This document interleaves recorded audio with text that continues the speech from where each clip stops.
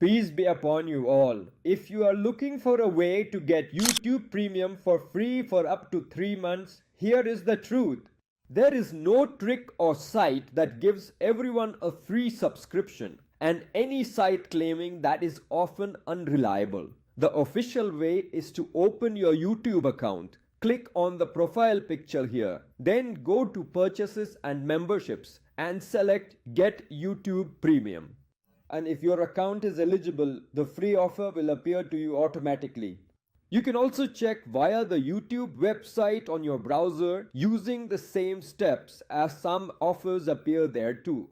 If you recently bought a new Android phone like a Samsung or Google Pixel or a Chromebook, you might be eligible for 3 free months as part of the official offers. Also, some telecom companies offer this feature with specific plans. If the offer does not appear for you, it might be because you have used the trial period before or the offer is currently unavailable in your country. So it is good to check from time to time because Google constantly releases new offers. Once you activate the offer, you will enjoy ad-free videos, background playback, and offline downloads, plus YouTube Music Premium. If this guide helped you, don't forget to like the video and subscribe to the channel. See you in a new video.